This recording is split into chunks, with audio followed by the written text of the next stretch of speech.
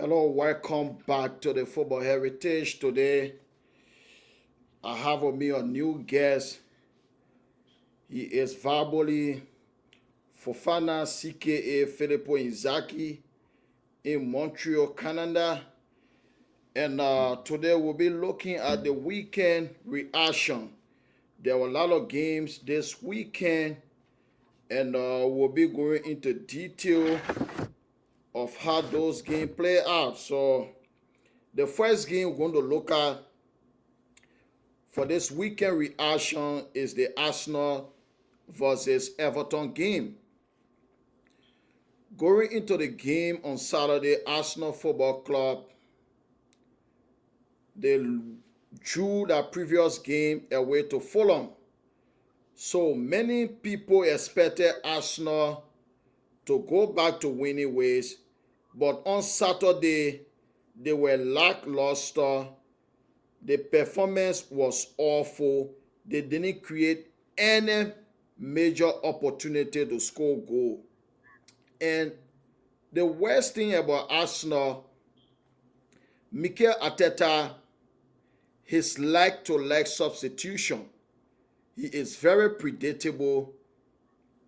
Martinelli always coming off for Trossard, or Trossard coming off for Martinelli. It depends who start the game. And he did the same on Saturday.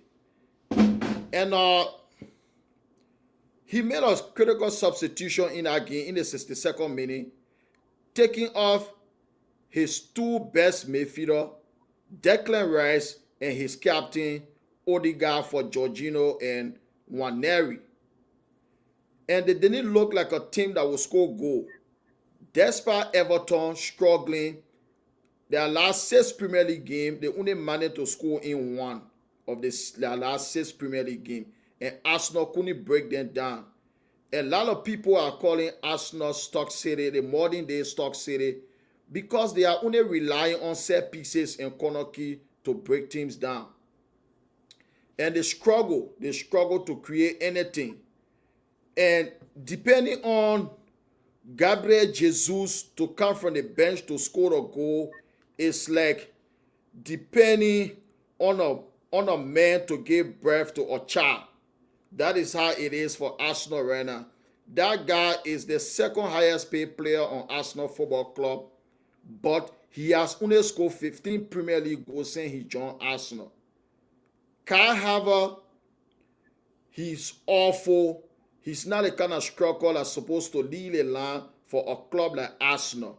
This is the reason why Chelsea Football Club sold him for £65 million. As a striker, Kai Havertz, he is bang average. And they couldn't break or take that Everton down. Everton is one of the worst teams in the Premier League. And Gabriel Martinelli, this guy, he runs like a headless chicken. And he was against a 39-year-old Ashley Young, soon to be 40. You play against somebody's granddad and you didn't even beat him once in a game. Now once Martinelli passed Ashley Young, or granddad for that matter, you cannot get past him. And Mr. Colin, looking at Arsenal performance against Everton, they didn't create anything and they were playing at home.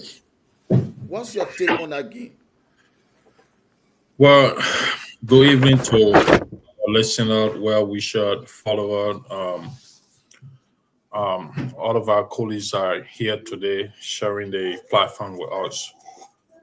Um, the Arsenal game result was very much shocking. Um, that was a terrible performance from Arsenal.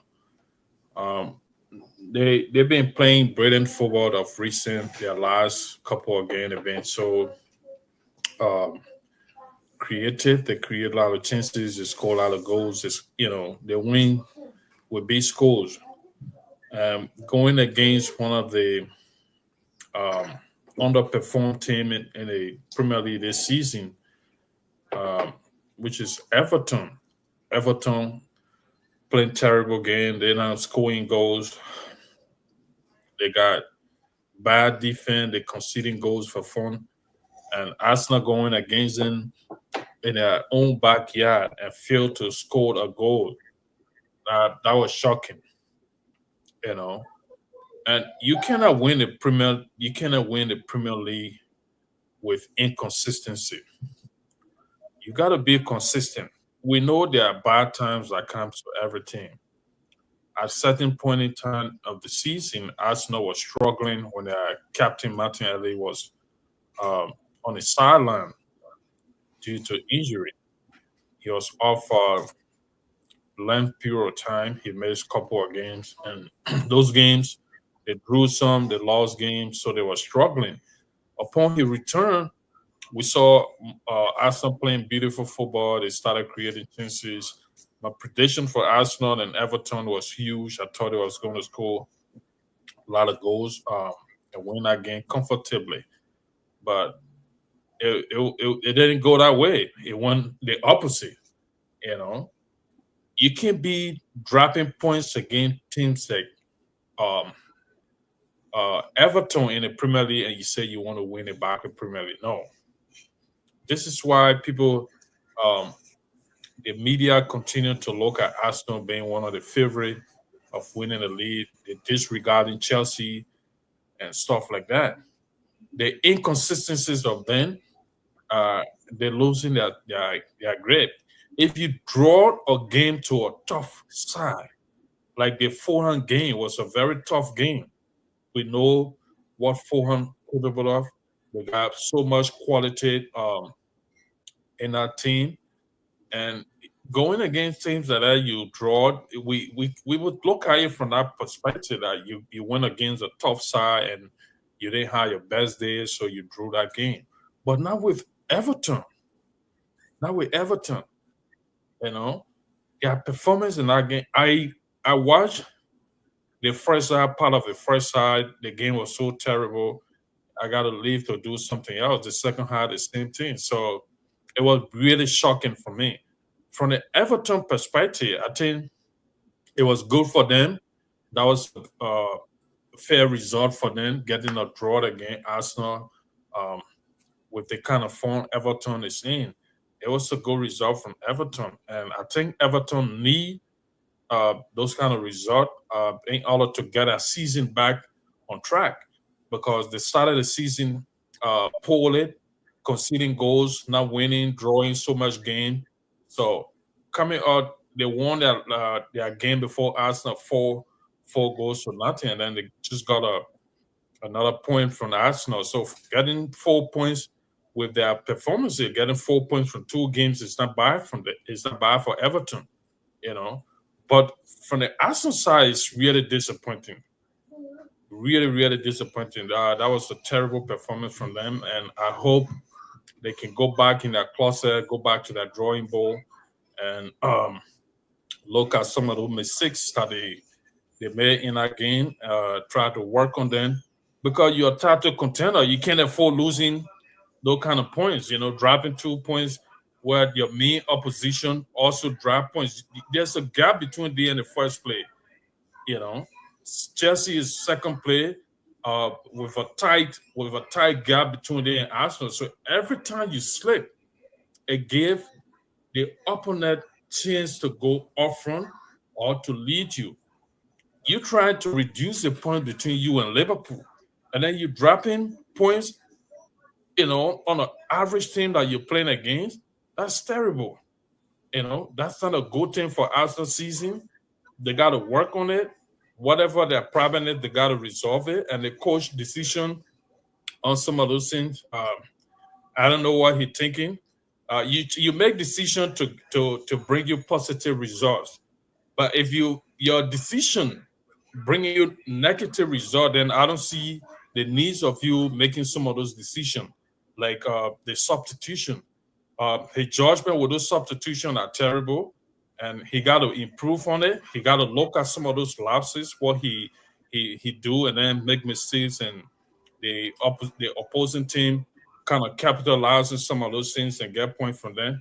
Those are things you, as a technician of the game, as a manager, you got to look at it and see what you need to do, what can bring result to the team, what can bring points or betterment for the team. So it was a terrible, terrible result for Arsenal. I hope we can go back in that closet and improve it for that next game. Thank you very much. Mr. Fofana, I'll come to you, but let me say something first. Looking at Arsenal on Saturday, their manager didn't make any tactical adjustment in that game. He did a leg for leg substitution. Martinelli off, Trossard on. And Everton, they created absolutely nothing in that game.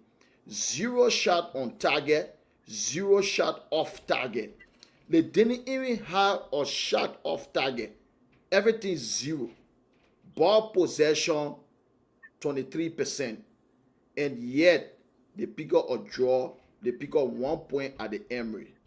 And in such a game, a tactical coach will play the three defenders at the back, lot of midfielder and attacker. But Arsenal coach, he made a substitution. Thomas Partey on, but Thomas Partey went to right back instead of putting Partey in the middle of the pack. So, Mr. Inzaghi, what's your take on the game on Saturday, Arsenal and Everton? Thank you very much. Good evening to listeners who are watching us tonight. I'm very happy to be part of this organization. Yes, I'm not an Arsenal fan, but really, Arsenal, they have a good team, but they have midfielder, they have classical midfield, but they only need striker. They need striker that will be able to provide in a dying minute to make defense basis. But now, no good striker. So like why Arsenal problem is a striking problem, right? Yeah, like why he was saying. Because Gabriel Jesus is not, he been on bench since last season up to now. He's not doing nothing. And then continue using Carl Harvey. Carl Harvey is doing, but he's not a point mean striker. Arsenal whole ball. Arsenal dominated the game. But nobody there to kick on pole. Nobody there to deliver. No striker. If Sakana score, defender score. Look at their 3-4 pass 5 game now. Only defender scoring for them. Now he in a race of taking a lead. He play Manchester City, Liverpool. You play them well. You at least you share point with them. You see, so everybody expect Arsenal to be doing something now at this present moment, because you cannot be dropping point while your friend are advancing, like what my brother Yaya was saying. So Arsenal need to do something, because the coach, I have problem with the coach. So do you think they need to do something in the transfer window January to buy a clinical striker? Yes. We already need striker. Yeah. Okay. All right. Thank you very much. Thank you very much, people in Saki. For me, Arsenal, I have said it several times, and I will say it again. You cannot win the Premier League or the Champions League with Kai Havertz or Gabriel Jesus. They are average footballer. They don't know how to score goals. When the game is difficult, you will see big striker scoring. For example, Mo Salah.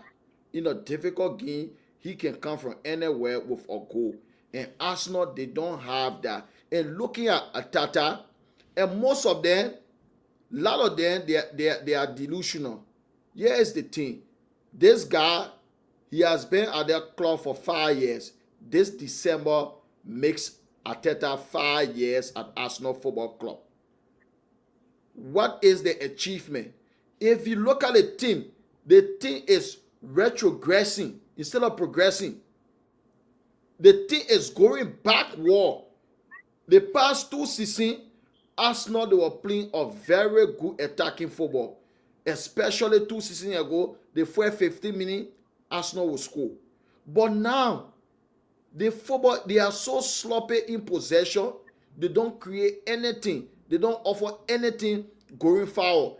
And the fan also contributing. If you want Arsenal game, whenever they have set piece or a corner kick, the entire stadium can wake up for goal. Why are you playing the Stock City? That shouldn't be done at any big football club. Say corner kick or free kick, then you wake up for goal. No, it is unacceptable. This guy, he has spent like 800 million pounds on our squad, the highest ever from any Arsenal manager. Mikel Arteta spent 800 million pounds to play like Stock City. That is unacceptable. And we move on to the Liverpool game.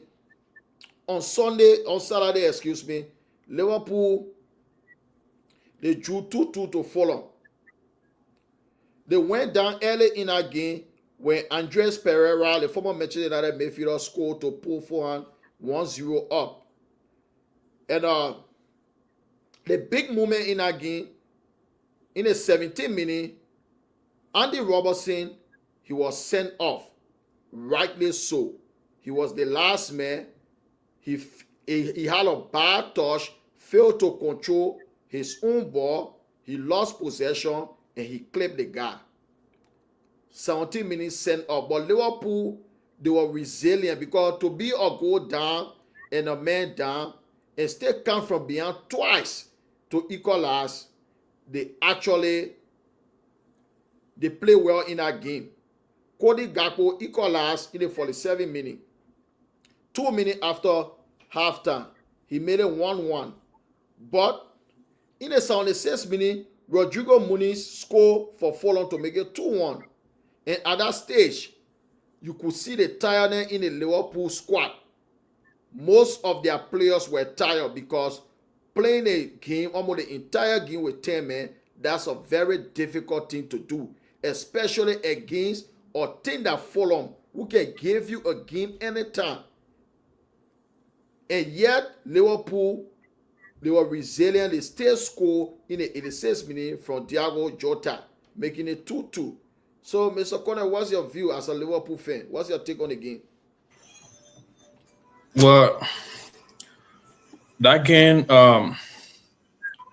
it was a tough one for Liverpool, especially for Liverpool led by Robinson that received the red card.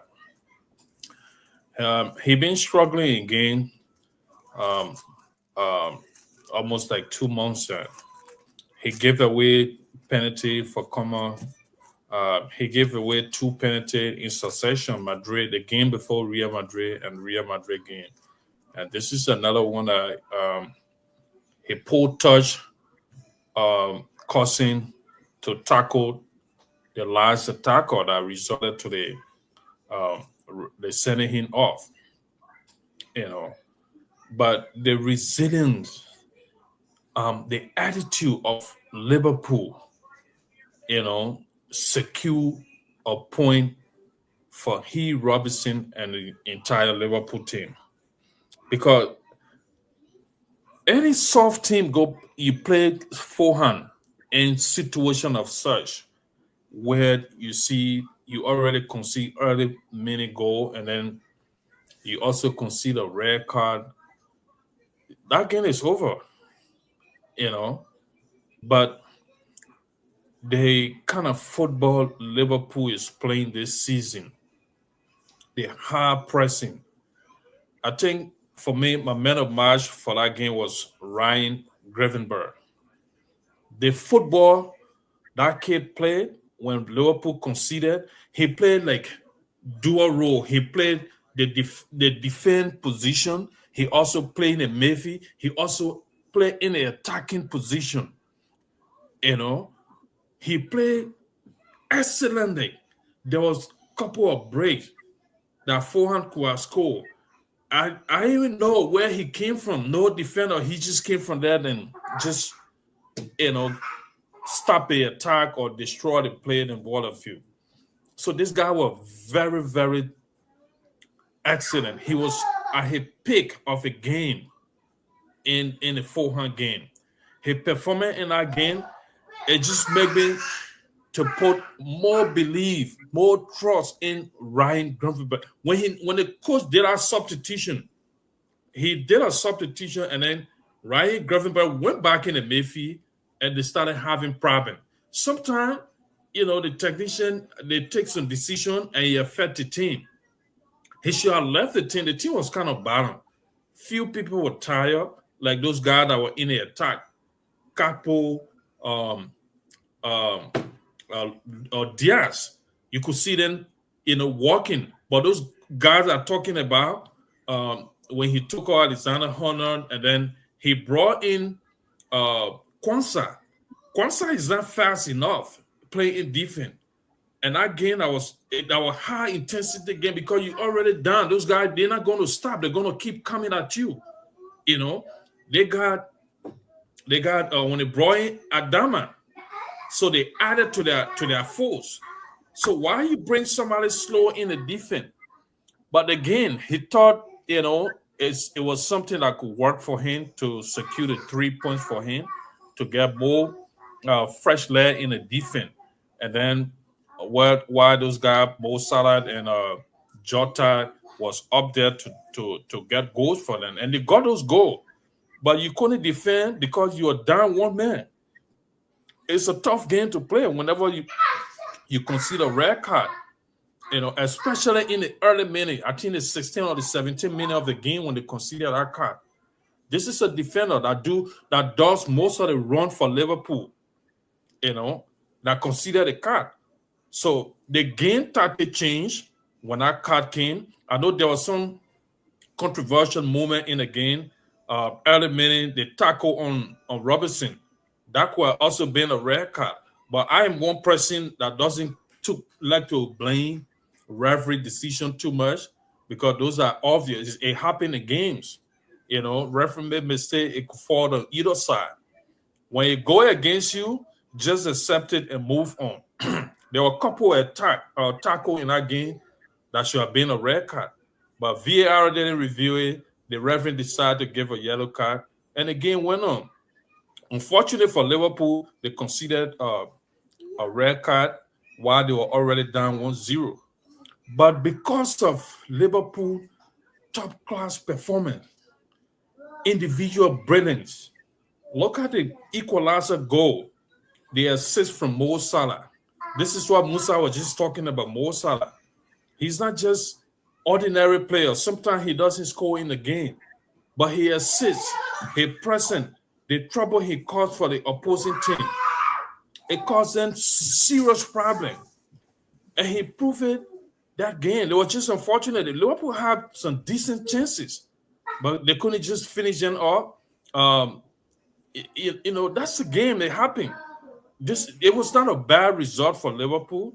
Their performance, their standard, the playing breakdown, it helped to secure the point for Liverpool. From the Fulham perspective, it was obvious. I said it before the game. I said it's going to be a tricky match for Liverpool going against Fulham. We saw them how they came at Liverpool. We saw the aggression. Those guys, the guy in attack, Yemenet, he's an excellent striker. He caused a problem for Liverpool defense, and it paid off for them. It paid off for them. They got an early minute goal. They attacked and also make Liverpool to concede a yellow card. So it was a brilliant game. It was a fascinating game. That game had a whole lot of intensity, a lot of drama. And we saw the attack from both sides. So it was a beautiful game from the two team perspective. But I think the overall, we should give some credit to Liverpool, the manner in which they approached that game after going down early minute 1-0 and then also conceded a red card. So we should give them some credit. It was not a bad result for them. They can still move on. They stay on top of the table. They still got an outstanding match. If the winner match, they will still be like, I think, 5 points on top of the table.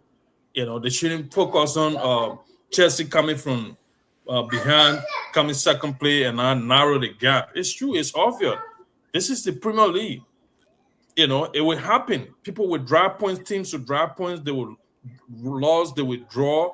We've seen it with Man City, what they're going through right now. We've seen it with Arsenal. So we see Liverpool draw 2 games of recent. This is the different. So it happened to any other team. Every game had its own dimension. Every game had its own, you know, dynamic. The dynamic in each game is different. Chelsea can go and play another game tomorrow. Liverpool can go and play another game tomorrow. The atmosphere of that game will be totally different from the past. So you cannot keep judging. People cannot keep judging teams because they underperform their past game or they perform brilliantly their past game. So you expect them to do that in the other game. The turning point in Liverpool game was that early minute goal and that red card they conceded. So kudos to them. They did extremely well. They both teams fought. I think they all deserve a point in that game. So it was a fair result. All right. Thank you very much. Filippo, let me come to you. Looking at the game on Saturday, Liverpool Football Club, they dropped 2 points, but they were one goal down and a man down in that game. But yet, they went behind twice. They came from behind to equalize. And again, draw 1-1. What's your take on the game on Saturday, Liverpool versus Fulham? Yes. Yeah, I just have to go. I just have to give Liverpool a praises because actually they did well. Because by going against somebody, Fulham, stubborn, very stubborn team. By playing someone 10 to 11, it's not easy. That's why, for me, I believe in go then red card. It should be Lily Martin 2-0, 3-0, but I prefer that than giving me red card in the game. Liverpool play very well, and I believe that this, I seen them carry Nelly this season. I have the belief because they prepared for this season. Liverpool they playing. Even though they were down with red card, but they were still chasing Fulham players. They made a lot of chances. It's just a matter when it's not in your favor, it's not in your favor. But around 17 minutes, by getting that red card, actually it break them down. But these are something we have to talk about. Liverpool play very well. They play very well. Everybody is excellent in the game. What my brother just said, a question about Mayfield, Grievous, he played very well. He was a key player on that team. Even though everybody contributed, but actually he was excellent. So All right. the game was not in their favor, but actually they were able to grab 1 point. So it's not bad. And my brother just said everything. He said everything. So why you say Liverpool will win the Premier League? Why you think Liverpool is going to win the Premier League? Okay. They have substitute, and you can see they have good substitute. When you put somebody down, the person are coming, they have to do something. When you're selling somebody down, the person are coming, they do something. I think when they sell Gabo down, they bring Jota down. They make a lot of differences. You see, because myself, I was surprised that by saying that the time they equalize that goal at that moment, I was surprised to see the goal. But really, when Fulham score in that 70-something minute, I said, but then it finished for Liverpool now. But the people continue playing. They play until luckily they were able, what they wanted, they got. So that can show that actually they really prepare for this season. They are prepared. And they think they are supposed to chase them. Now they are declining. Like the Manchester City. And Arsenal is now going. So, and Liverpool continue to move. And they have one outstanding game to play. Chelsea is surprising now. Chelsea doing well, but actually they are not really excellent yet at this moment. But for me, Liverpool have a better team now. Okay. They are a new contender. I think I just want to buttress what my brother trying to say there. The question, Musa Isaac, why you think Liverpool going to win the Premier League? What he drafting at Liverpool got a complete team. They got a lot of young and talented players on the bench. When they come off the bench, they put out the same performance as to the person that start in front of them. You know, and those two teams are the main contender, Man City and Arsenal. They keep dropping points as well, where people expect them to win and then close it or narrow the gap between them and Arsenal. Chelsea is excellent right now. They're playing, they're winning games and all this stuff. But how can they do it to the end of the season? That's the question. Can That's Chelsea the do that? problem. Do they have that courage or have that complete team to keep fighting, winning those games? They got so many tough matches in the Premier League. Those games that they're winning, we know some of them. It's not as tough as compared to some of those things that they already lost. So they lost to Man City, they lost to Liverpool. They couldn't win Arsenal as well, and they still got those people to play. You know, so it's a brilliant point my brother struck there, trying to justify why he think Liverpool. I'm not saying this because I'm a Liverpool fan, but this is the reality. We're seeing it. You know, we're seeing it. We're seeing the kind of football they play now. Is they're playing a fascinating football. They're playing a very beautiful football. Um, Had it not been Liverpool yesterday, Fulham on the other side, if Fulham was going to concede red card in that early stage, nothing less than five they're going to take for Liverpool. So I think it's a brilliant point the brother struck there. All right, thank you very much. And we move on to the Real Madrid game. On Saturday, Real Madrid they had an opportunity to go 1 point clear of La Liga, but they drew 3-3 at Rayo Vallecano. That game, the first 30 minutes of that game, Real Madrid they really struggled. They were playing like they are not match fit. I couldn't even describe the way Madrid was playing in that first 30 minutes. And they went behind early in the game. 4 minutes into the game, Unai Lopez scored to give Rayo Vallecano the lead. And in the 36 minutes, they doubled their lead to 2-0. Abdul Mumin scored the second goal for Rayo Vallecano. At that stage, I'm watching the game thinking that wow, this game, it could be an complete embarrassment for Real Madrid today because they were struggling to put passes together. But till now, Federico Valverde, he scored a screamer to make the game 2-1 to Rayo Vallecano. And on the stroke of halftime, Jude Bellingham scored the equalizer to make it 2-all. From there, Madrid, they grew confidence in the game. They started playing well. After the break, Rodrigo Guerrero scored to make it 3-2 to Real Madrid. But a few minutes later, Rayo Vallecano, they came back to score that third goal to make the game 3-3. So the game draw 3-3. Madrid, they missed a glorious opportunity to go top of La Liga. So, Mr. Corner, what's your take on the Madrid game on Saturday? Well, Madrid, we see Madrid playing start so many games at that since the start of the season. They've been struggling games after game. They struggled a lot. They My only frustrating part there with the manager, the kind of players that he paired in the midfield sometime. He got other options. We know Luka Modric is a very good midfielder, but age wise, age is not in his favor anymore. Luka Modric is not the type of player that cheats on the field anymore because of his age. This guy had played so many brilliant football. He had played tough matches. He had won, almost everything in football. And then he decided to stay on Madrid for like a year or two.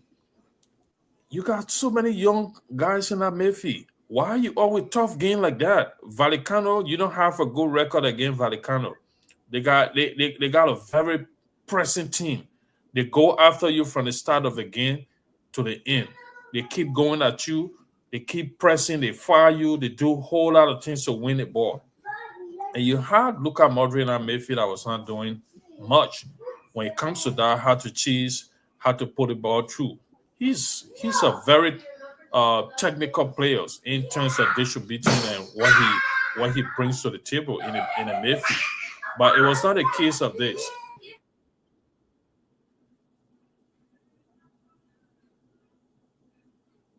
All right, ladies and gentlemen. Okay, go ahead. So sorry for the disruption. So what I'm trying to say, Madrid been struggling the whole season. They haven't found their footing. They didn't have Vanicio in again. He started from the bench. Um, they also were missing Kylian Mbappe. Yeah, those are guys that bring individual brilliances to the game. When the game tough, sometimes they take some player, they create some chances, and do a whole lot of stuff in the game. They lack this player. They didn't have this player on their side, but they had Rodrigo. So they went down 1-0 and then 2-0. But this is Real Madrid. We kept saying it. The unity within the team. They struggled in game, but they still managed to pull out, some kind of performance and get a point or get all 3 points. It was a case of the Vallecano game. They were just unfortunate when they got the third goal and mistakenly they just conceded the equalizer. And technically, if you look at that game, it was not a big game for Carlo Ancelotti to have Asensio on the bench and then using Tchouaméni in defense with Rodriguez. He could bring in that kid. That kid already proved himself. He played a couple of games and he was excellent. So I look at it from that perspective. The pairing of those players, the players that you bring as your starting players, also contribute towards the performance of the team. You could have paired Asensio with Rodriguez, and then look at Modric still on the bench. Tchouaméni is good. He's fresh. He just returned. Bring him in the midfield. You got Valverde. You got Tchouaméni.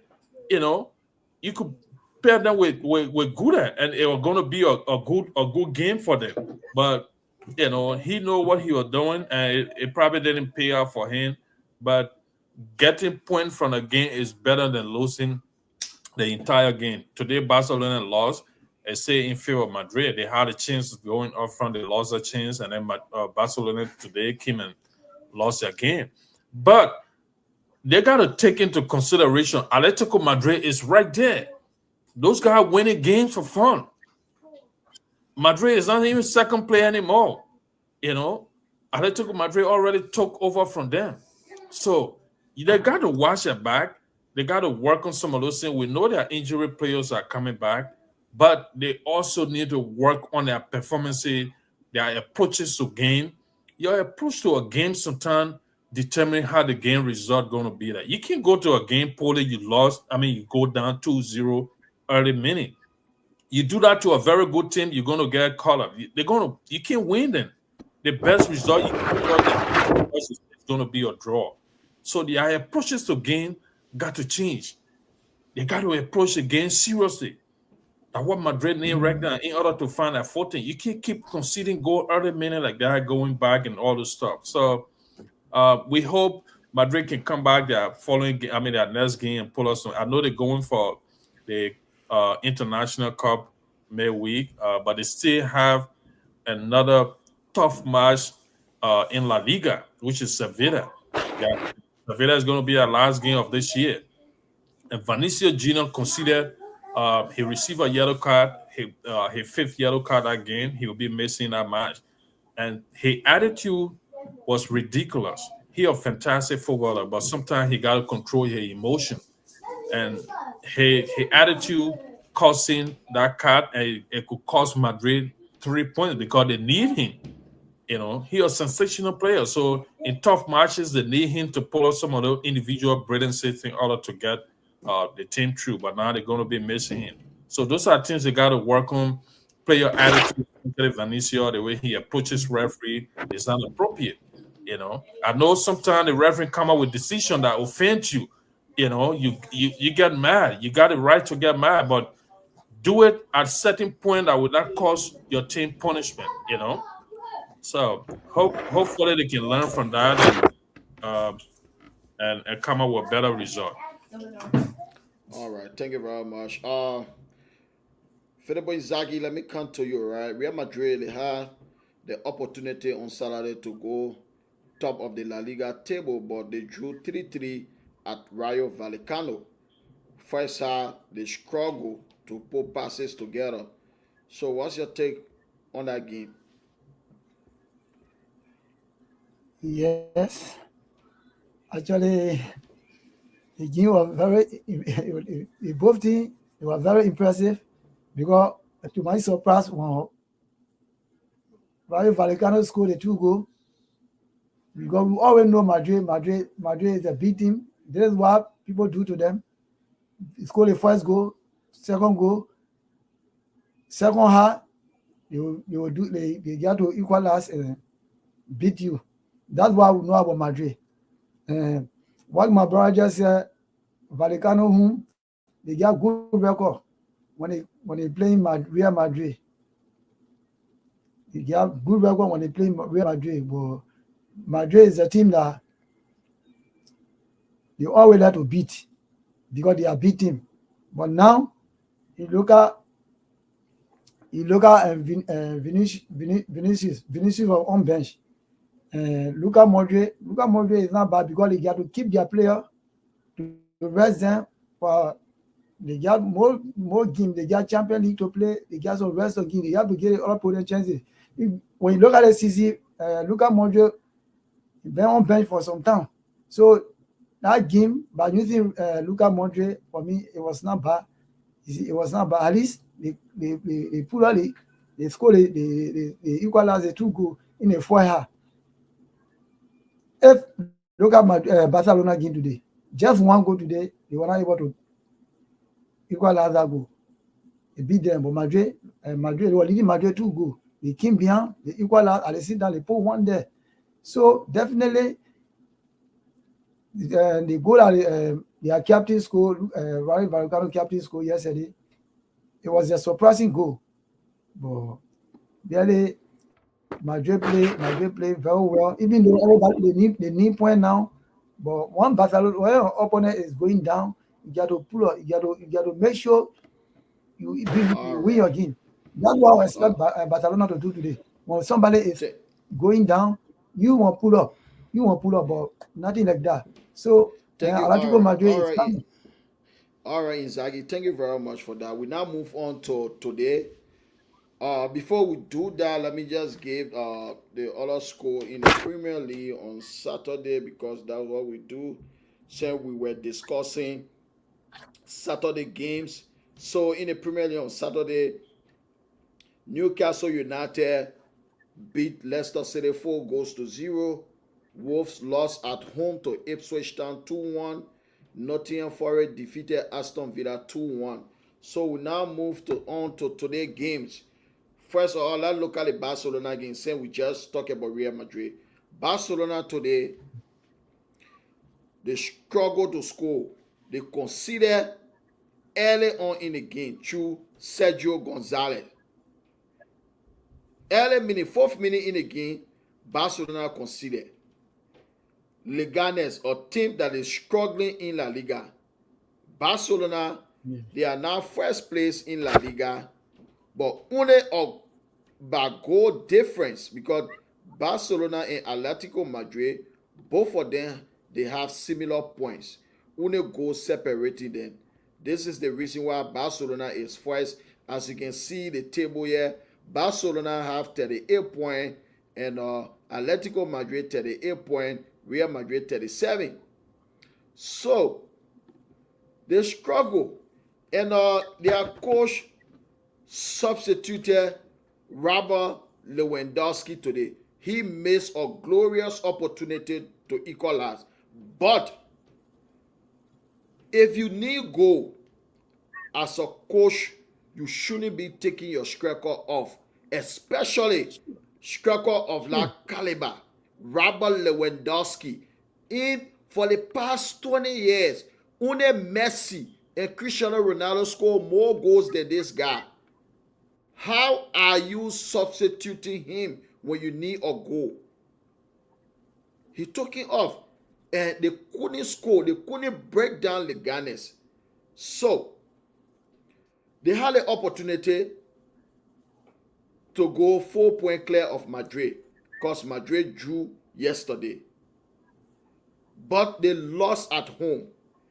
And since Barcelona defeated Real Madrid at the Santiago Bernabeu 4-0, Barcelona, their last 6 La Liga game, 1 win since they defeated Real Madrid. 1 win, 3 defeats, 2 draws. So, Mr. Corner, what's your take on Barca game today? They are struggling. Since they defeated Real Madrid, they have only won 1 game out of 6 La Liga games.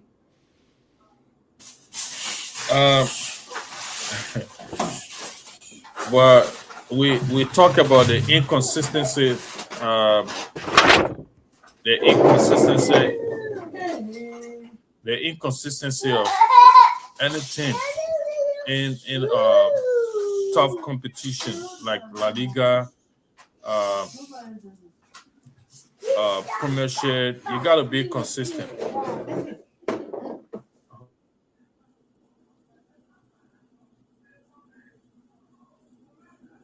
Yeah, the inconsistency of Barcelona continue to prove us right. We've been saying this time after time.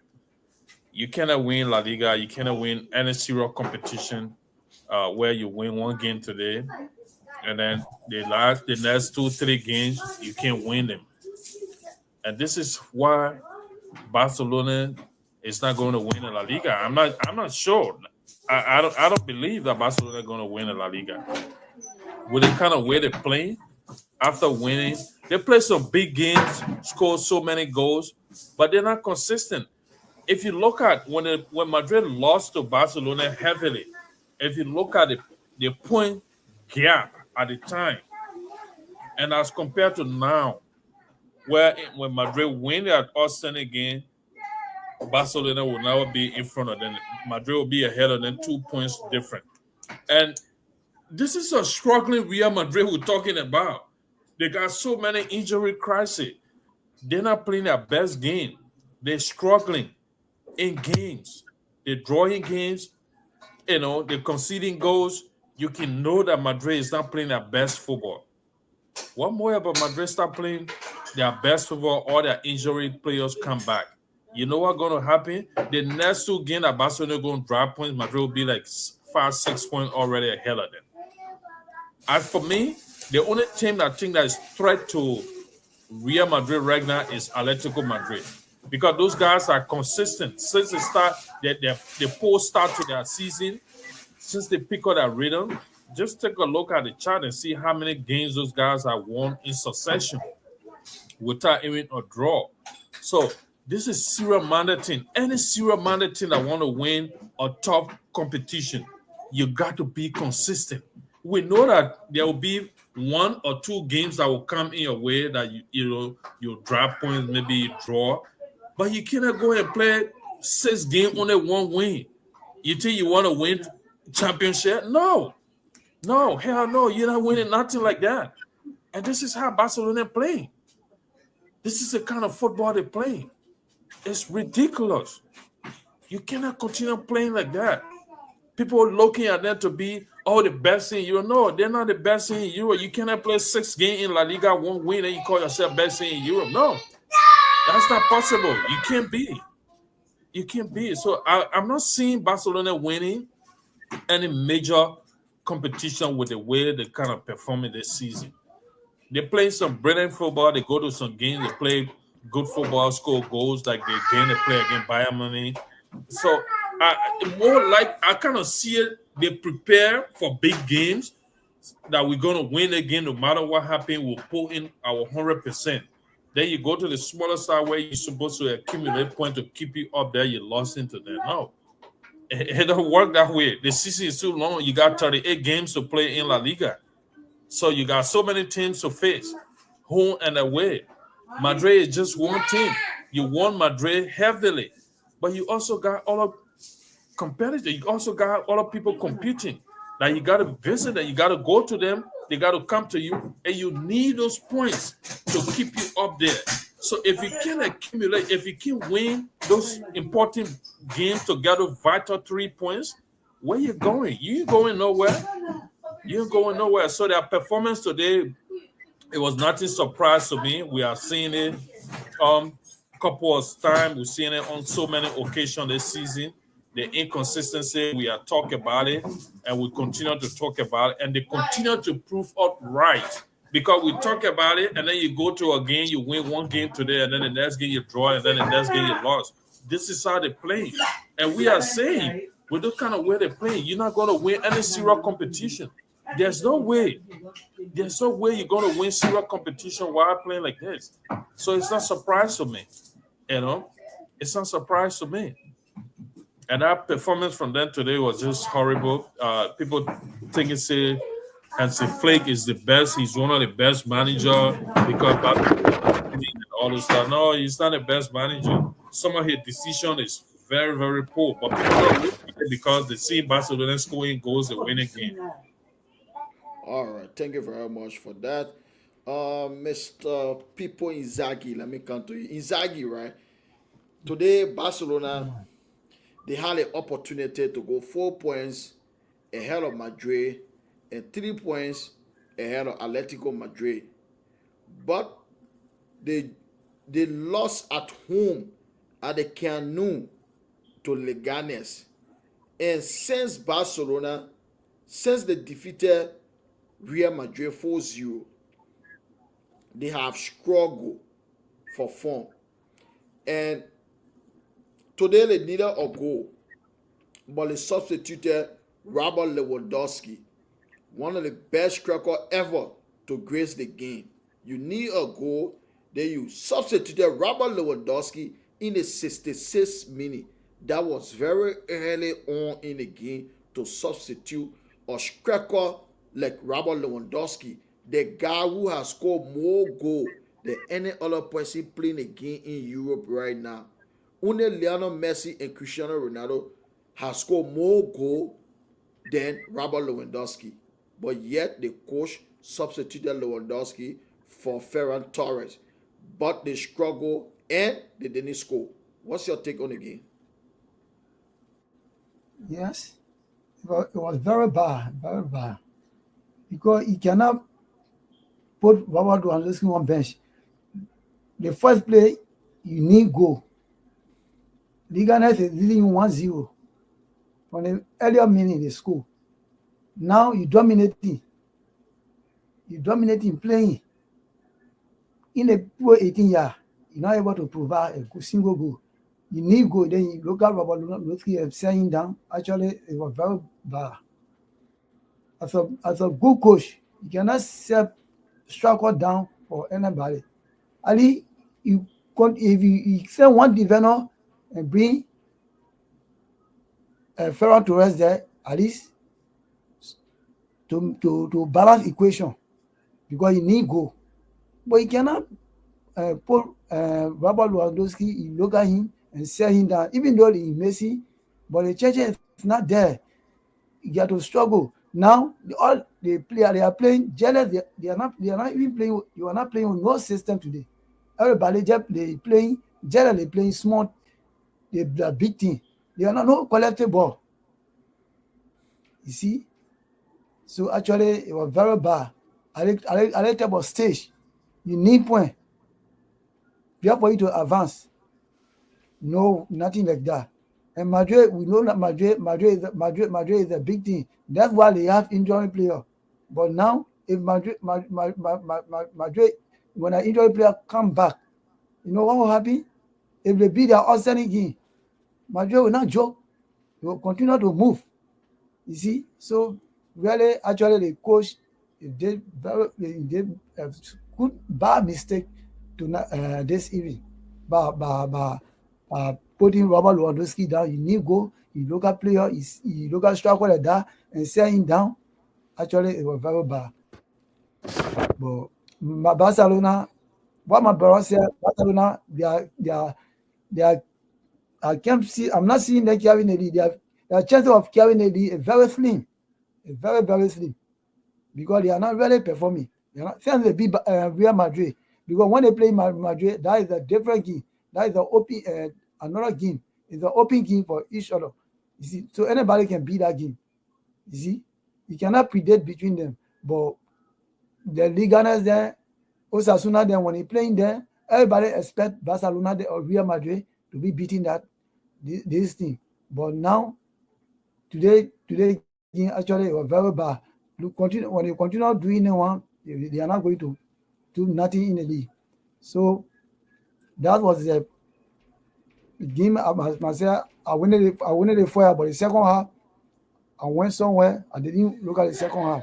But really, All right. what he just said by selling Lewandowski down, actually it was very bad because he need goal. All right, Mr. Pipo Inzaghi, thank you very much. We now move on to the Chelsea game. Chelsea moved 2 points. They moved second place, 2 points behind Liverpool in the Premier League Well, I thought we table. were supposed to talk about Man City and Man No, United no, game. that's the last game. Uh, That's the last game. Yeah, We now move on to the Chelsea game. Chelsea, they moved second place, 2 points behind Liverpool, and now they are 4 points ahead of Arsenal, sitting comfortably in second place. Many football fans and pundits didn't expect Chelsea to be playing the way they are doing. Many people didn't expect a coach Enzo Maresca from the championship to perform the way he's doing. And now, today, they beat Brentford 2-1 at Stamford Bridge. Brentford, they are a very difficult team to beat. Their previous 5 matches in the Premier League, Chelsea didn't win any of them. So this is Chelsea's first win against Brentford in 6 Premier League matches. Today, they were brilliant. They played some good football, and they scored 2 minutes to halftime through Marco Correa. He scored, he put Chelsea in the lead to make it 1-0. And second half, deep into the game, 80 minutes on the clock, Nicola Jackson scored his 9th Premier League goal to make it 2-0 to Chelsea. The Cameroonian international Mbeumo scored in the 90 minutes to make the game 2-1. At that stage, Chelsea, they were a little bit nervous, but they held on to win 2-1. But after the game, Marco Correa was given a red card after the match. So, Mr. Corner, what's your take on the game? yeah, that game was a tough. It was a tough one for Chelsea and Brentford. I said it on our Friday show that Brentford it's a tough side to play in the Premier League right now. They're one of the smaller side that when you playing them, you got to be very solid in defense and you got to score goals because they their attacks are very good. It's a physical team. They don't stop. They got a lot of players with so much quality. You don't want to go to these scenes and and just perform like some average team. So it was a good game for Chelsea today. Um, Getting the first goal was very important for them, and getting the second goal was most important as well.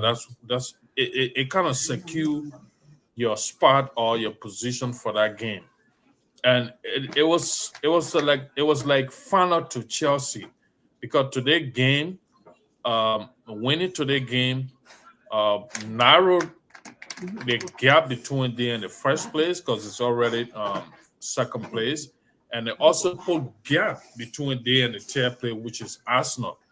And um, fortunate for them, they was able to achieve that. Whether through difficult means or they got it easily, but the fact of the matter, Chelsea achieved that, and we must, applaud them for that. They're playing brilliant game right now. They're scoring goals. Um, they're winning games, which is important for every big team. If you want to be up there, you want to be a title contender, you want to be a champion league team, you need those vital 3 points, especially smaller side, because The bigger side, if you go play the bigger side, you don't know how it's gonna be like. You don't know if you're gonna win. You know, if you lost against a big side and you're winning your smaller game, it's also good for you. This is the case of Chelsea right now when it comes to Chelsea and Arsenal. You know, Chelsea lost to Liverpool. They lost to Man City. Arsenal drew with Liverpool, but Chelsea winning more smaller games than Arsenal. That is the reason why you see 4 points margin between them and Arsenal right now.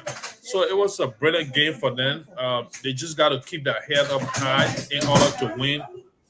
In order to win the second spot or to remain over there, it's a good thing for them. Good game played by Chelsea. The only problem I got with Chelsea, they kept on conceding goals.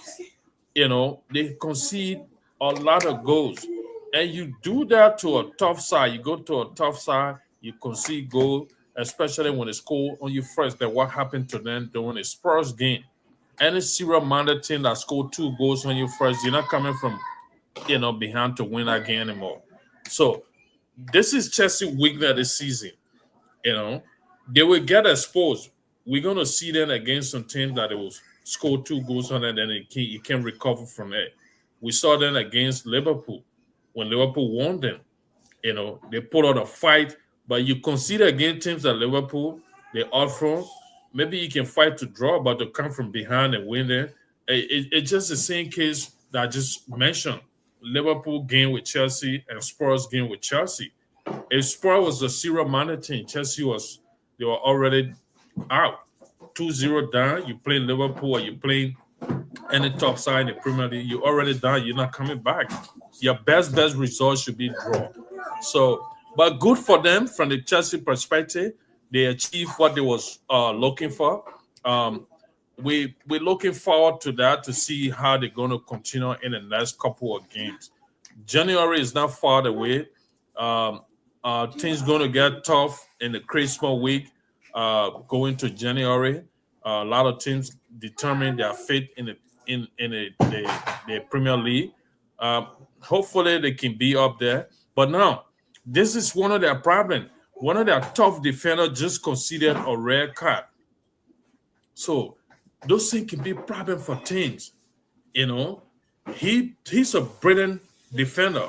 He playing well for Chelsea. He's in an attack. He defend well. Now he's gonna be out of team maybe for like 2 games. You know what's gonna happen? So this is how teams get find out. You know, this is how people see the weak side of the team. Yellow card, suspension from red card, injury, fatigue. But the good part of Chelsea, they got a very big team. They got so many players to replace each of those players. But how well that person going to cope with the system, or how well they're going to cope with the kind of football that person play, the kind of performance that person is playing. Coquelin is already out, with red card. And I think he was out one of the game and they lost that game. I think the game with Liverpool. So those things can be a problem. Liverpool will be looking over their shoulder now that Chelsea is there. And let's see how the next 2 or 3 games going to pay off for both sides. But from the Chelsea point of view, that was a brilliant game for them. And good 3 points for them. We hope they can keep on doing that from now to the end of the season. All right, thank you very much. And Federico Inzaghi, I'm coming to you. Chelsea, they are performing beyond a lot of people's expectation. They are second in the Premier League table, 2 points behind Liverpool, but they play 1 game more than Liverpool, and they are now 4 points ahead of Arsenal and 7 points ahead of Manchester City. And looking at today's game, they were impressive. They created a lot of opportunity, and at the end of the game, they won 2-1. What's your take on the game? Well, they are performing. When you look at the last 3 games, actually they are beating. So what my brother just said, because when they beat Tottenham the last time, but they continue to take their 3 points. But now that is not a because I'm not looking at Chelsea to be 100% now. But even though they are beating, but we still have they still have more challenges in front of them. So I just have to see them if they will continue on that, because Chelsea, they are not have a lot of classical player for now. You see, they are not having a lot of classical player for now, but actually they are beating. So I cannot really predict that they are going to get closer to Liverpool or what. Maybe they are in a race, but really for the point I'm looking at for now, Chelsea trying their best, but really they are not 100% okay yet for now. Actually, they are taking their 3 points, but I'm not seeing them until I can see the end of the season if they will continue or not. All right, Inzaghi. Thank you very much. For me, Chelsea, it shouldn't be. A lot of people didn't expect them, but the money they have spent almost $2 billion for the past few transfer window. That's a lot of money. If you spend that money, at least even you don't win, you have to compete for trophies. And so people shouldn't look at Chelsea like a underdog story, like what Leicester City did few years ago in 2016. If even Chelsea win the Premier League, it will not be an underdog story because they have invested in our squad than any other Premier League team. They spent close to $2 billion United States dollar on our squad. So of course you should be playing well, especially after two abysmal season. They should play well, and they are performing. They are second place now, but to me, I still give Liverpool the edge to win the Premier League this season because Chelsea, they don't have a good goalkeeper. One, number two, they don't have good center back. The two guys that they use in the center back position, they are not good. So this is the reason why in big games they're going to struggle. They're going to struggle to win. This is the reason Chelsea, but the way they are playing and the way Arsenal playing in Manchester City, Chelsea may finish second place comfortably for me. So we now move on to the big game of the day, the Manchester Derby. I call it the blind versus cripple because both teams, they are in terrible form. And Manchester United, they came on top today. They created a lot of big chances in City. City didn't create a single big chance in the entire 90 minutes. The goal City scored today, the ball deflected from the De Bruyne cross and Guardiola headed the ball into the back of the net. Apart from the goal today, they didn't create any goal scoring opportunity. And City took the lead in the 36th minute. As I said, that Guardiola scored for City. But then Manchester United, they equalized in the 87th minute from the penalty spot. But before that, Amma had a brilliant header which was well saved by Ederson. And Bruno Fernandes, he missed a glorious opportunity, 1v1 situation, and he put the ball wide. But if Amad Diallo once again capitalized on Nunes' mistake, and the angle was it was an acute angle. He couldn't shoot. He knew that Nunes was coming from the back, so he allowed the contact, and Manchester United got the penalty, and Bruno Fernandes slotted in to make it 1-1. Few minutes later, and it was like 115 seconds later, and Manchester City, they have 115 charges. 115 seconds later, Manchester United scored a second goal through Amad Diallo, who was man of the match in that game. He scored to give Manchester United all 3 points. And Manchester City now, they have played 11 consecutive games with only 1 win, 2 draw, 8 defeats. 11 game, 8 defeats. Their second defeat at the Etihad in those 11 games. And Pep Guardiola, he has no answer. He's still picking his best team, complaining about not having players. But let me just go through the lineup that started the game.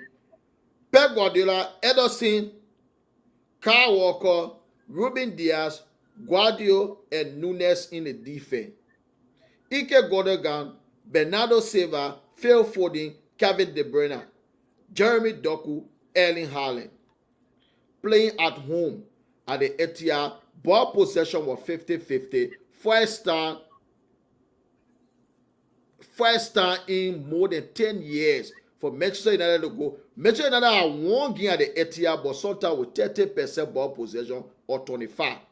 But to go toe-to-toe with City and then it sit back to soak pressure, this is the first time.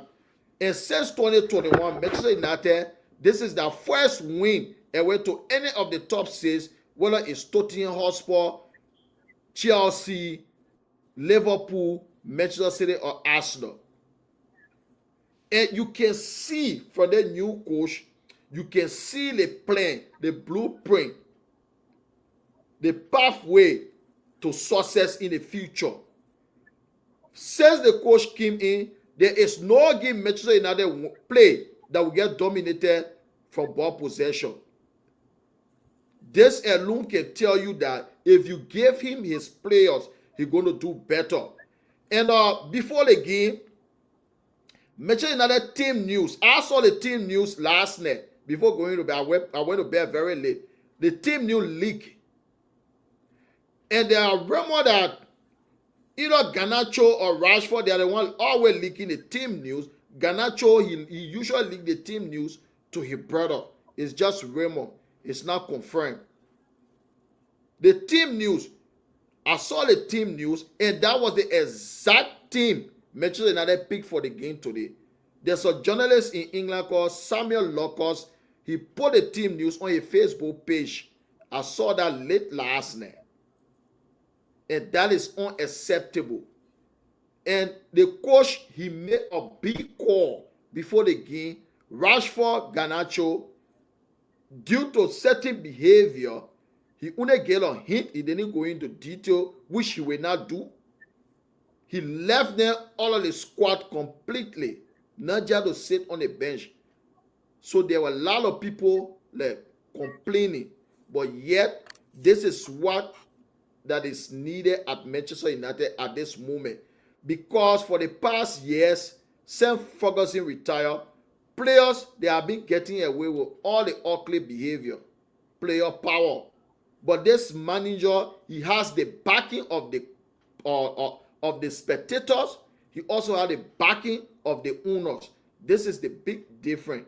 But that game today, City, they offered nothing. They didn't create anything. Erling Haaland, 0 shot on target. And it will amaze you that Harry Maguire was the one who shot down Erling Haaland today. Harry Maguire, of all people, from start to finish, Erling Haaland didn't have a shot on target because of Harry Maguire. And City,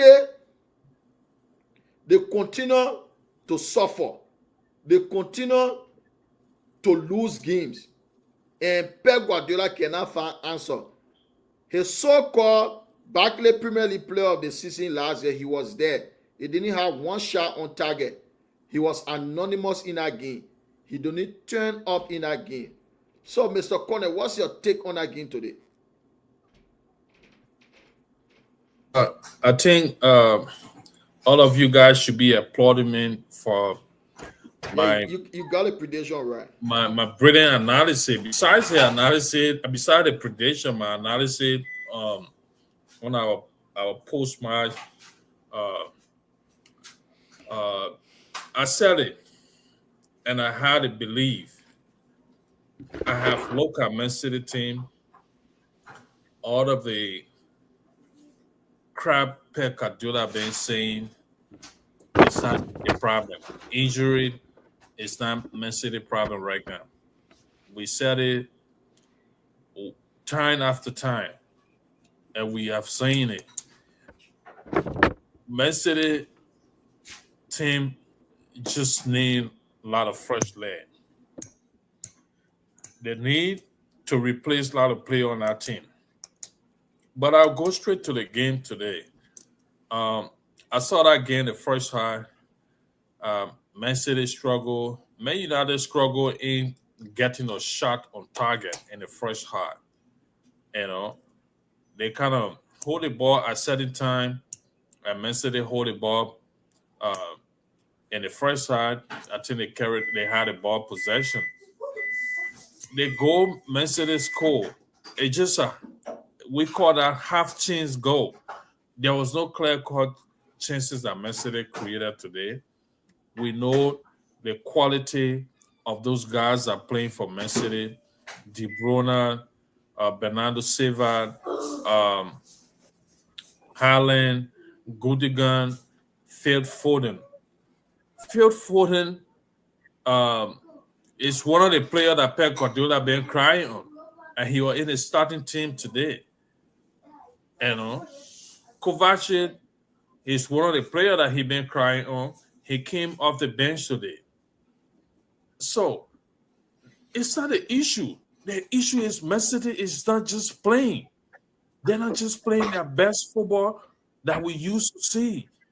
The kind of footballing that we saw Man City playing 3-4 seasons ago. They're not playing that anymore. And the reason is because you got so many tired players on our team. You got so many players that's already tired, that already reached the 30 years mark. As a footballer, as soon as you get to that point, 31, 32, 33, 34, you're not going up again. 95% of the footballer at that age, you're only declining. And you got so many players within the same age group that we're talking about that fall within that group. Kyle Walker, Kevin De Bruyne, their goalkeeper, Rudigan, Bernardo Silva, Diaz, Ruben Diaz, those guys lack the energy. They don't have that energy anymore. So it's obvious. Man United is a struggling team that what you see, that game went up to the 87th minute before they started scoring goal. You cannot play a running team, a lot of energy, a lot of a team with a lot of player with a lot of energy, like Liverpool. The first 30 minutes, they kill you. They were just fortunate against Liverpool. They didn't concede a lot of goals. So we saw it in the game today. In the second half of that game, Man City was done. Man United controlled the game. They was not creating chances at that time, but they controlled the game in the half. City decided to sit because they already leading one goal. This is the first time you talk about it to see to see Man United playing City, and City decide to sit back. They're not going on the attack. And all those players that you're talking about, with the exception of Rodri, on the pitch. Ikanji and Stone, it's obvious. Injury will come to a team. I always say this. Why is it Real Madrid not crying that we're not winning games? We lost in game or drawing game because of 6-7 players from the starting team, on the injury bench. So those are lazy cry. He had nothing to offer right now. He had no other game plan to change Man City's season around, or to turn Man City's season around to start playing brilliant football. He don't have that. He lacks that charisma. So all he do is just baby cry. Just cry like a baby about injury. Give him a player. Who should give your players to you? You got the option to go in the transfer market and sign whosoever you want. And you've been doing that. You dominate. You just show to others. Without a classical player, you cannot win games. You cannot win trophies. This is what Pep Guardiola is showing to us. But I'll go back to the game today. Man United game plan, they stick to their game plan, and it pay off for them. I will talk about Bruno Fernandes. He's one of the weakling of Man United team. He lost the ball cheaply. I'm particularly sad today just to see his performance in that game today. And I see it a lot. Many times he lost the ball to a dangerous, in a dangerous position, a dangerous zone that caused serious problem to Man United. And then when he does it, he start to walk. He's not chasing. You cannot be a leader on the team. And I know the coach going to identify that problem very soon. The reason why they keep playing him because they don't have anybody with that quality to put him on the bench to play that role. That is the reason why they stay playing Bernardo Silva. Bruno Fernandes. Look at the chance he had. The only clear chance in the game so far. Your team is down. We know a lot of team, a lot of quality top class players. Sometimes they miss big chances, but his performance today was awful. I know he scored he scored from the penalty spot, but it's obvious he's going to take a penalty kick. So those are Man United problem right now.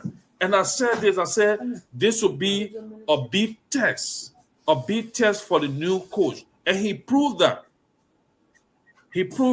I know Pep Guardiola within himself this season, no defeat hurt him as compared to this game today. Because he felt that he had a game in his hand, leading 1-0 at that point. Man United equalized and they turned the result around to win. He was totally frustrated today. You could see it from his eyes. And it's going to be like that all season long. I know they're going to go in January in the transfer market to bring players. And now that's going to be the worst decision. If you do that, those players need time to adjust. How many serious-minded players you going to get in the January transfer? No good player want to try. No good player, except if running out of contract and the team just want to get him out because they want to get some money. But all of them always wait for the summer transfer. So great game by Man United today. I know a couple of players were kind of awful in that game, but particularly Ahmad Diallo. That kid was brilliant. I believe he was the man of the match for Man United today. I didn't see the award that, but he was brilliant. His performance showed that, and Kudo Meno, when he came from the bench, he was excellent. And Mahumi Miguel Silent Haaland today, that was a big surprise. But I saw that lineup, Miguel in the starting, meaning probably that coach had consultation with Miguel, talk to him. You're a leader in the team, you got to play your role. And he did that today. He played that leadership role. So Man United, I know they won again in a dime minute, but they stick to their game plan, and their game plan worked. It worked perfectly for them today. That coach, from my point of view, Amaran, he's going to do something better for Man United. He just needs the kind of players that he needs to work with. They provide the financing, and he get the rightful player that he want to work with. This man have beaten Pep Guardiola in a month time, if I'm mistaken. 40 days. Here you go. Little over a month. 40 days. He beat him twice. That's not something easy. People looking at it to be, it's a city derby. Yeah, it's a city derby. But he's a good technician. His game plan worked, and he worked perfectly. So good game by Man United, and Man City going to struggle. They're going to continue struggling. I don't see them doing anything big this season. They're probably going to go trophyless this season because the kind of football they're playing, even in the Champions League, they're going to struggle. We saw them against Juventus. So you play any tough side in the Champions League, they're going to smash it up. Man United were leaning with them because Man United stays struggling. They stay trying to put a team together. But you put that City team against any tough side in the Champions League, they're done. They're going to trash him. So good game by Man United, good game by the coach. And They just need some time. That coach need time. He needed the raffled material to work with, and he can pull out a brilliant result on Man United. All right, thank you very much. Philip Inzaghi, let me come to you. Manchester United today won at the Etihad Stadium again. Their rival Manchester City 2 goals to 1. City, their last 11 games in all competition, they have won one. They lost 8 with 2 draws. They have conceded 25 goals in the 11 matches, and they have only scored 13 goals. So they are even struggling to score goals. And Erling Haaland, since he had a confrontation with Mikel Arteta at the end of the Arsenal and Manchester City game, telling Arteta to be humble. He barely scored since then. And the entire squad struggling. Defensively, they are dreadful. Going forward, they are awful. In the middle of the park, they are terrible. With a lot of aging players, Bernardo Silva, Ike Gundogan, and Kevin De Bruyne. They are all old. They don't have enough legs in the midfield to cover the ground. And Phil Foden, the heir to the throne, according to Man City fan, to Kevin De Bruyne throne, he has been completely awful this season. He won the Player of the Year award last season, but this season he has been dreadful. So, what's your take on the game today? First of all, I must congratulate the new coach because actually he ready to work with the team, Manchester United. He gave all the players the chances for them to prove themselves, and the players then they are doing well. Yeah, by beating Manchester City today, it was not a surprise because at this time Manchester City is nothing. It's nothing now. It's just a deaf team because they're the old name that behind them now because the whole team they are fatigued now. Everybody is tired. So like what my brother just said, because they need some young player to add on the team so they can reinforce the team. But now Manchester City, maybe January they will bounce back because all club teams are coming now to take their 3 points at this present moment because Manchester City is down now. Pep Guardiola says so is confused now. He don't know what to say because you were just saying that there was an injury, but now it's not an injury. The players they are tired. You see, they are the same team in brand new scene from last season up to now. Maybe the only player that not there is absent now. Maybe the Ballon d'Or winner, Rodri. That is the only player now we always talk about. But now, no, nothing is like that now.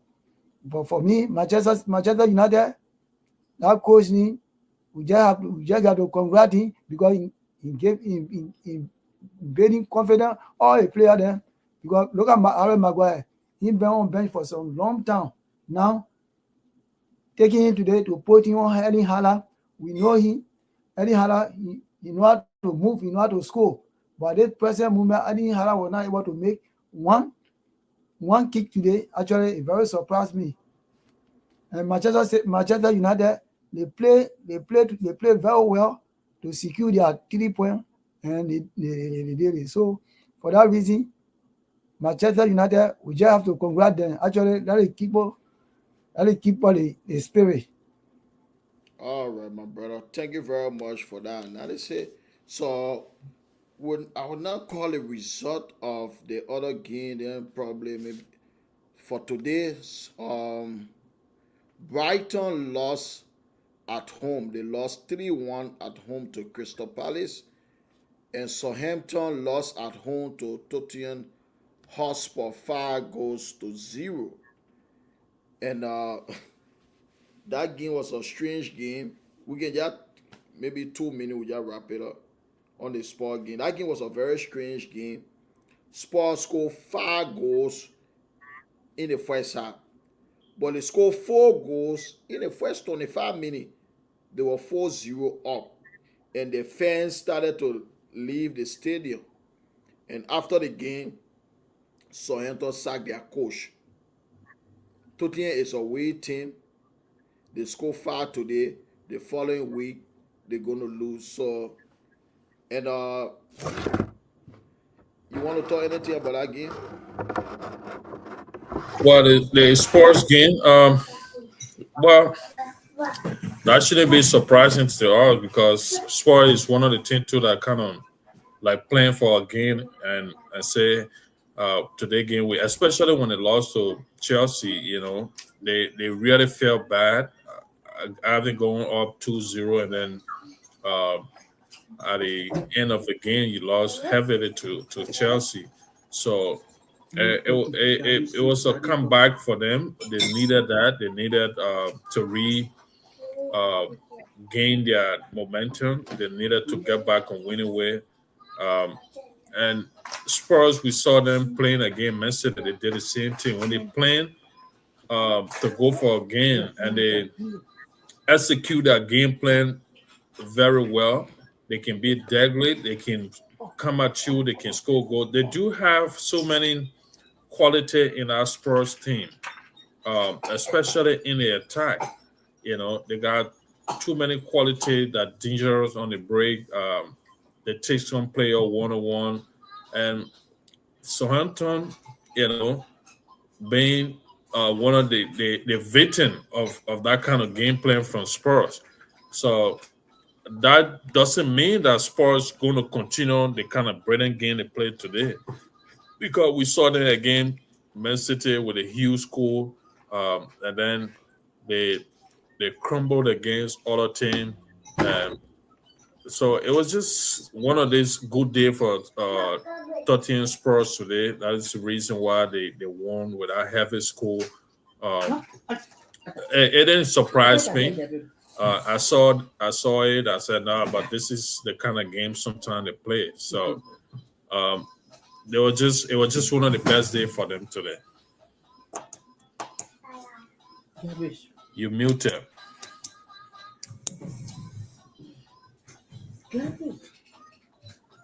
Federer Inzaghi, you got anything to say on the sport game today? No, nothing like that, man. Okay.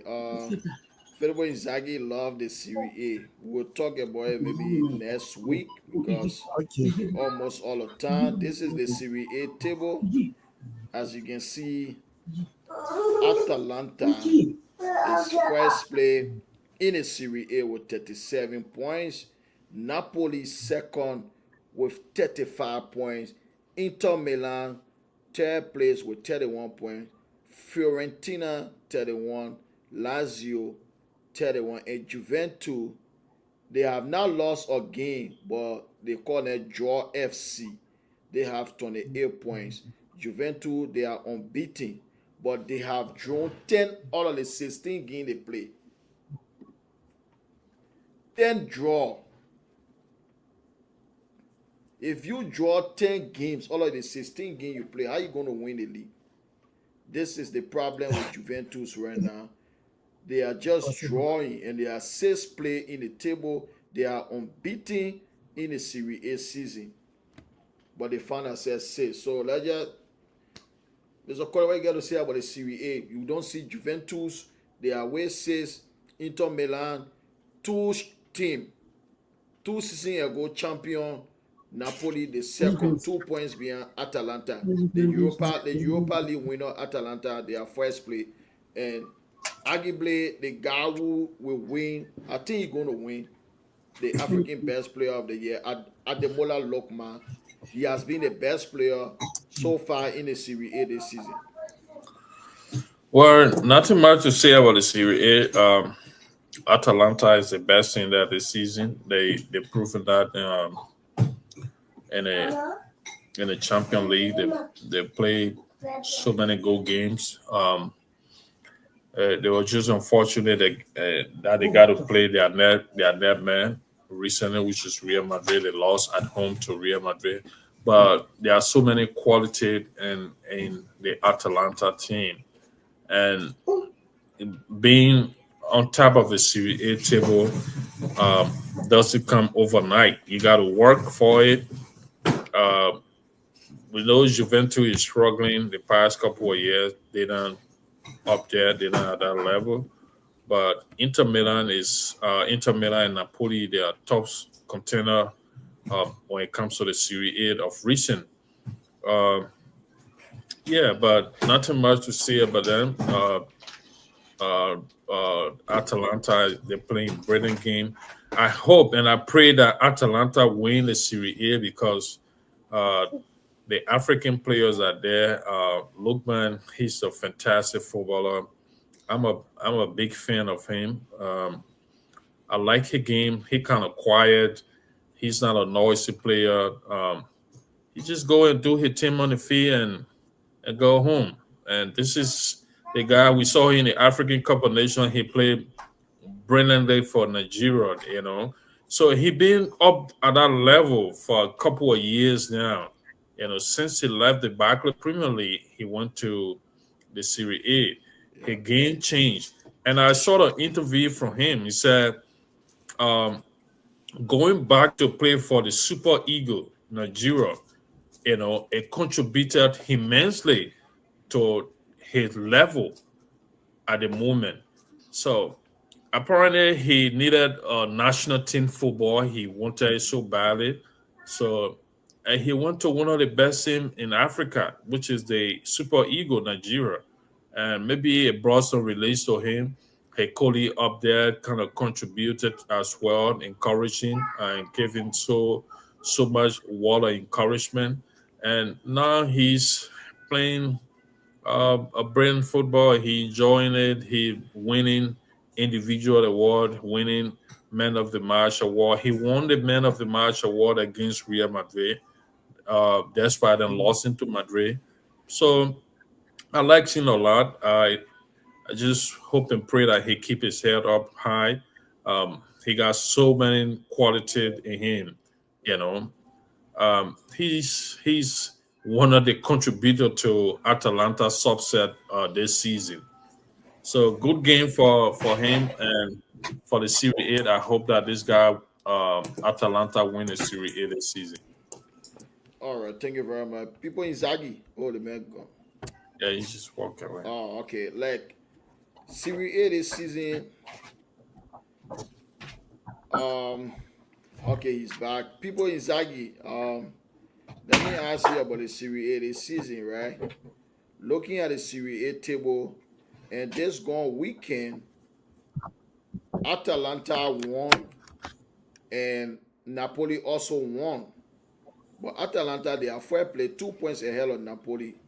So, what's your take so far in the Serie A race? Yes, I think so far because I have my Nigeria, but even though I'm an AC Milan fan, but I would like for Atalanta to carry the Serie A this season. I will really be happy for that. Because Lukman is a good player, so I must congratulate him for that. Really, I really want for them to carry the game because they are performing. Even in the Champions League, they are doing well. And Serie A, we know Serie A, even though there's no good money in the league, but really, during those days, we used to watch Serie A game because Serie A game was one of the classic championship in the world at that time, 1998 to 2000, because everybody used to go Serie A, and that's why we started to know about football business.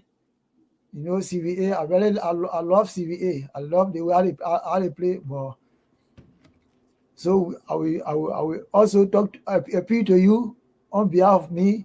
I believe Serie A should be added in a group, so we can also talk Yeah, about Serie A because yeah, that's why no, my best thing, my team, my lovely team is, which is AC yeah, Milan. no Yeah, problem. so AC Serie Milan A is drew. not bad. Even though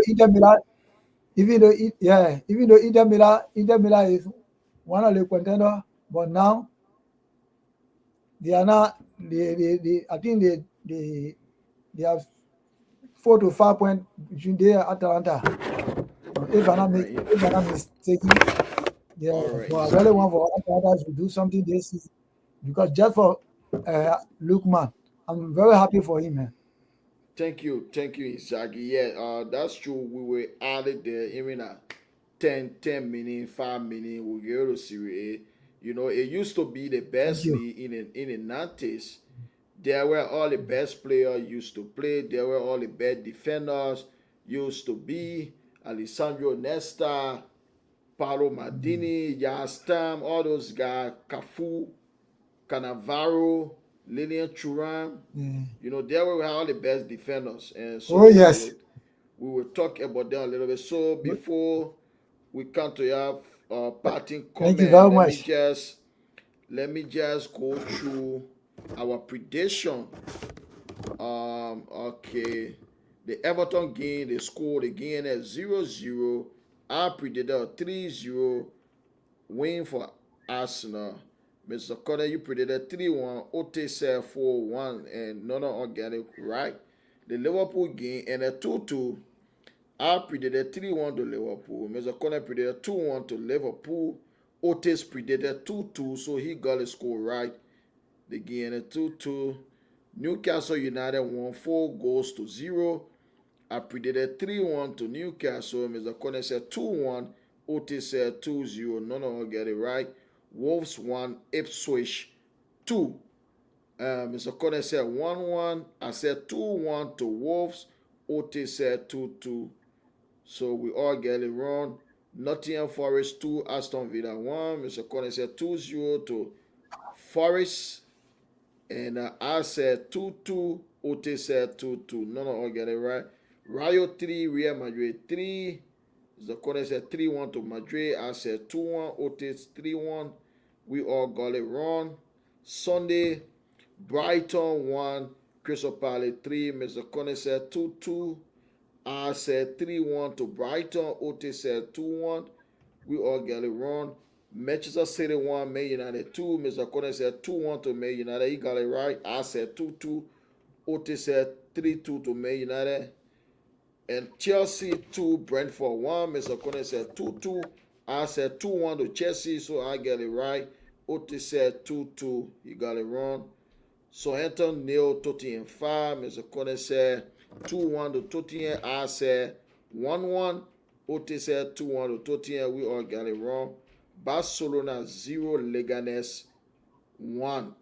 Mr. Connor said 3-1. He got it wrong. I said 4-0. Wrong. Otis said 3-1.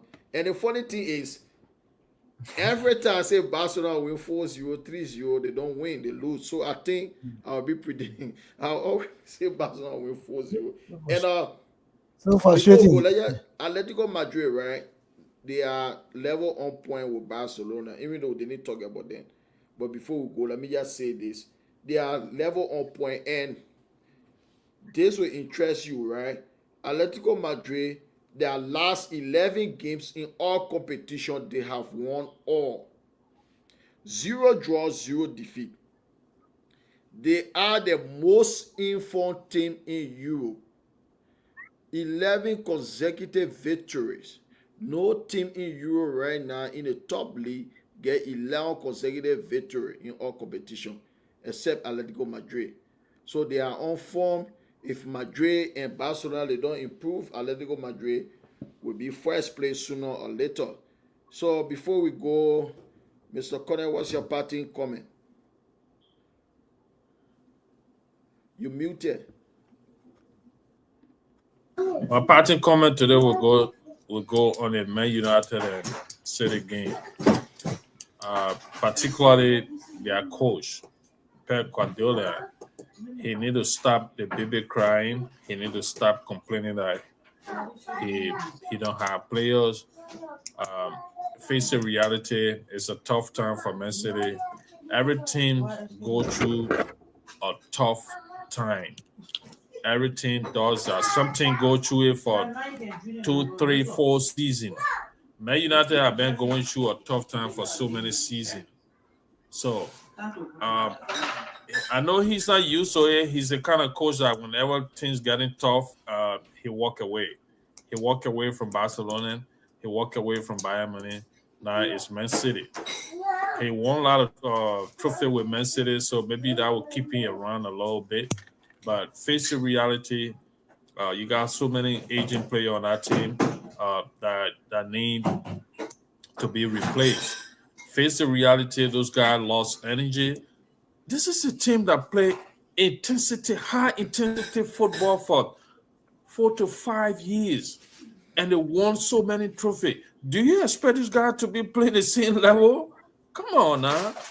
If you think it that way, then his calculation uh, have been wrong. His calculation or his judgment or his thinking is wrong. Those guys, there's no way. He only brought in few players, Daku and Savino. Those guys are not scoring goals. They're not going to help your team.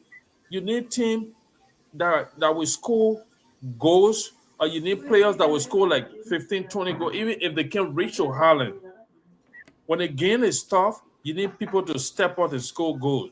This is the case of Liverpool. Liverpool main striker is not scoring goals. All right? Nunes is not scoring goals, but Salah scoring goals, Kakpo scoring goals, Luis Diaz scoring goals. And that's how you get help. That's how the team get help and it succeed. So it's not the case of Man City right now. So I will continue to say the Pep Guardiola, step out your game. All right? Go back in your thinking closet. Think right. Come And up our with a next game solution. is early morning at Villa Park Saturday. They ain't gonna win that. Come up with a solution. So let's see his next game. We're going to come up for him. I hope he can pull us something this time around. Try to save himself. But today's game was the most frustrating game for Pep Guardiola. You could see that from his face. I know he's been frustrated so many times this season, and his frustration going to continue until he realizes that his problem is not injury player. His problem is players drop form, they're not performing. Some of those players need to be replaced.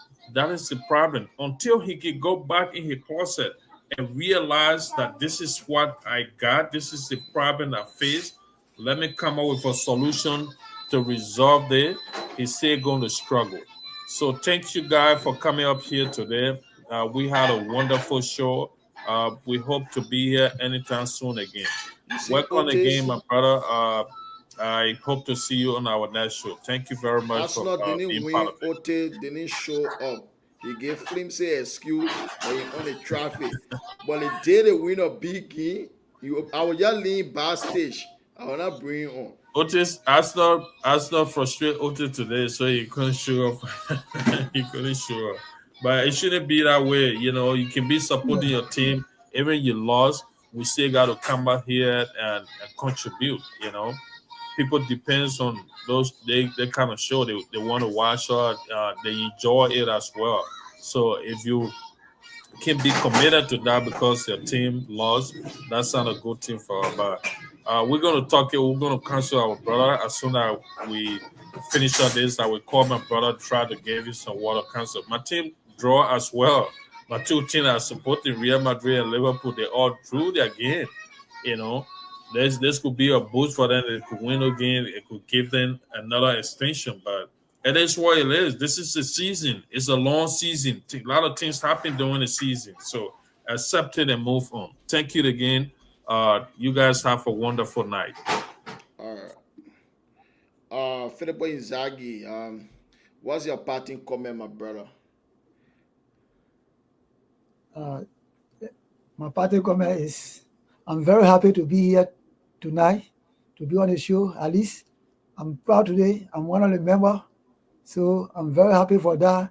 And my second question is that I want to ask you because I didn't know, you didn't tell me when Jaya was talking today, it simply means that actually the thing that he's sharing for, I already know which is Liverpool, but for you, I don't know your favorite I'm a team. Manchester United. You I'm a have to Manchester make United it clear fan. to me. Manchester United, Okay, own it. No different thing. No second, no third. congratulations today. Also, my second okay, my second question is that because people were doing the prediction before the game play, but now, so I want to know which day we'll be taking to meet on a show I want to know the date there Yeah, because we'll maybe talk. We'll Sunday talk. is one Don't of the go. day. Just wait for me backstage. As soon as live finish, we'll talk backstage. Don't call it all. I just putting you to the back. You just wait. I'll be done in 2 minutes. You hear me? So just Okay. wait for me right there. Um, Ladies and gentlemen, before we go, let me just say the Manchester United, we had a good game today. We play well. Mercedes didn't dominate us like before. For the past few seasons, since Ferguson, every time we go to the Etihad Stadium, even we win, we get dominated completely. Sometimes we move from the Etihad Stadium with 20%, 25%, or 30% ball possession. But today, that was not the case. And kudos to the manager. You can see the plan. You know what he wants to do. So, the people in charge, the owners, they have to give this guy enough money to buy the players he wants. The decision he made today, it was a brilliant decision by kicking Rashford and Garnacho all of the squad for today's game, and it paid off. Amad Diallo, big up to you. In a big game, you step up and you won the game for Manchester United today. The plan is there. Shout out to Ugarte. And Ten Hag should be taken back to England and prosecuted. Ten Hag committed footballing crimes by putting Amad Diallo on the bench, Manuel Ugarte on the bench. Those two guys, they were our best players today. Ugarte, he dictated the game today in the middle of the park. 95% passes completion rate. That's a big number. He was immense today in the middle of the park. Man United first win over a top 6 team away from home for the past 3 years. This is our first win away from Old Trafford against whether it's Tottenham, Arsenal, Liverpool, Chelsea, or Manchester City. Under Eric Ten Hag, we were terrible away from home. Every time we go away, we get dominated and defeated at the same time. But today, that was not the case. You can see it. We have to get rid of players' power. And this is what the coach is doing exactly. Leaving Rashford and Garnacho out today. That was a good call. So salute to the coach. Manchester United, we have to keep it on. We know it's not yet perfect. We're still going to lose games here and there because the coach is still trying to get his starting 11. He didn't have a preseason, and most of the players in our squad, they are rubbish. Most of them are rubbish. The coach, a young energetic coach, 39 years of age, a man who won 2 titles in Portugal with Sporting Lisbon against FC Porto and Benfica. That alone, he has beaten Pep Guardiola 2 times in 40 days. One with Sporting Lisbon and one with Manchester United. So the blueprint is there. It is left with the owners to give him money to buy the players he wants and all the trash at that football club, particularly a man like Bruno Fernandes, our captain. He was dreadful today, despite Bruno scoring a penalty today. He was awful. He gave the ball away so many times in that game. He was absolutely dreadful today. So, but Manuel Ugarte in the middle of the park should be the first name on the team sheet. He was immense today. And shout out to the big man himself, Harry Maguire. He was superb today in the back. And the back three suit Harry Maguire game. So, ladies and gentlemen, if you are not yet subscribed, please subscribe to the channel. The link is in the description. You can share it. You can suggest the channel to your friends, to your relative to subscribe to the channel. We'll be back here again May week on Wednesday with the Wednesday edition of the Football Heritage. That will be the May week football. We'll discuss the Carabao Cup games and all the happenings in football world. So thank you very much. You guys can have a blessed night. Peace. We are all here.